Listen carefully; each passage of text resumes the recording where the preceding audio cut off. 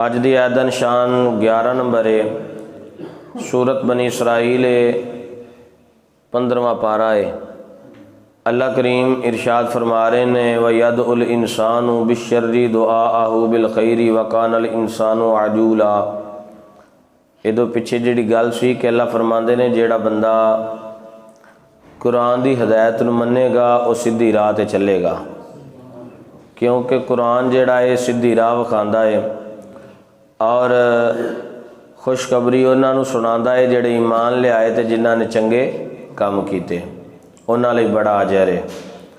और जिन्होंने लोगों ने आखरत ईमान ना रखा, अपनी कबर की तैयारी ना की तो फरमाया लहुम अजाबन अलीमा, उन्होंने वास्ते दर्दनाक अजाब है। अगली बात जिहड़ी है हुण उस दे अंदर अल्लाह इंसान की एक चीज़ नूं बयान फरमा रहे हैं। फरमाया कि वयदुल इंसानु, और दुआ मंगदा है इंसान बिशर्रि दुआ हो, बुराई वास्ते भी दुआ मंगदा है तो बिल खैरी भलाई वास्ते भी इंसान दुआ मंगदा है। वकानल इंसानु अजूला, और हकीकत यह है कि इंसान बड़ा जल्दबाज है। हकीकत यह है कि इंसान बड़ा जल्दबाज। चोर ने चोरी करनी होए दुआ करदा कि अल्लाह कोई इस तरह का रंग बना के मैं चोरी कर लवां, फरमाया बुरी दुआ भी उन्हें की है।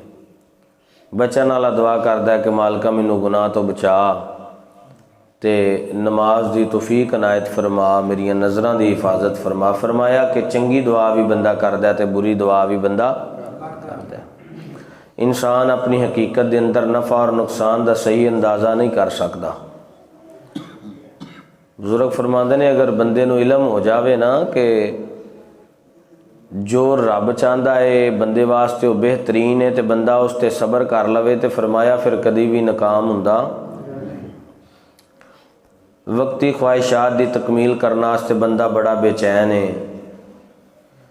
वो अपनी निगाह दे नाल ये बात समझदा है कि अगर यह काम कर लिया तो सारी जिंदगी मेरी सुकून विच गुजरेगी। अगर यह वालियां चीज़ां नूं मैं हासिल कर लिया तो मैं अपनी ज़िंदगी नूं समेट सकना वा, जिंदगी दीयां खुशियां नूं समेट सकना वा। अगर इस तरह ना किया तो मैं जलील हो जावांगा, मैं जिहड़ा तबाह बर्बाद हो जावांगा। तो अल्लाह ताला फरमाते ने कि बंदिया तैनूं इस बात का इलम ही नहीं, तू जिस चीज़ के पिछे लग के अपनी असल सीरत नूं विगाड़ना पिया है, अपनी असल जिंदगी की चीज़ नूं जिहड़ा है भुलना है पिया, तैनूं इस बात का इलम नहीं है कि तेरा मालक तो इन्ना ज़्यादा तेरे नाल मुहब्बत करने वाला है, प्यार करने वाला है, इन्नी चाहत करने वाला है। ये तो चीज़ां तेरे कदमां च लिया के रख दित्तियां जाणगियां जे अगर तू अपने मालक नाल सच्ची लो ला लवें। तो साढ़े अंदर कमज़ोरी है ना, इंसानी नफ्सियात जिहड़ी है ख्वाहिश दे ताबे हो जाता है। इंसान हमेशा उदों ज़्यादा परेशान होंदा है जो अपनी नफसानी ख्वाहिशात नूं अपनी ज़रूरतों तो ज़्यादा हैवी करता है। बुजुर्ग फरमाते हैं कि ख्वाहिशात का घोड़ा जिहड़ा ना ये बेलगाम होंदा है, इनू जिन्ना दौड़ाओगे उन्ना परेशान होवोगे, जिन्ना इनू कंट्रोल के अंदर रखोगे तुसीं उन्ना सुकून हासिल करोगे। फरमाया कि इंसान बड़ा जल्दबाज है।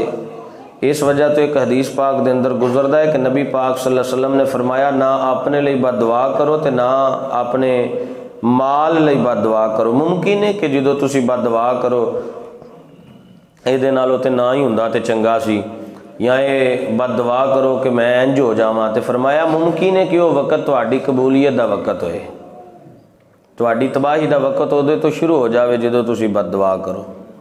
इस वजह करके हमेशा अच्छी दुआ नूं करना चाहिए।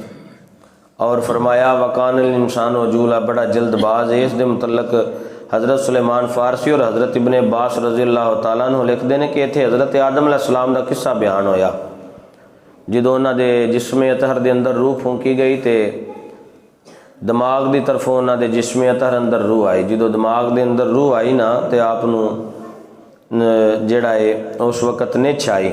जो छींक आई ना तो आपने पढ़िया अलहमदुलिल्लाह, अपने मालक दियाँ हमद नूं बयान किया, तरीफ नूं बयान किया, तो अगों आवाज़ आती है यार हमो का रब्बू का या आदम ऐ आदम तुहाडा रब तुहाडे ते रहम फरमाए। इस वजह करके जो छींक आए तो असी आने अलहमदुलिल्लाह ते नाल दा कहंदा यार हमकल्ला तेरे ते अल्लाह रहम फरमाए, तेरे ते अल्लाह रहम फरमाए।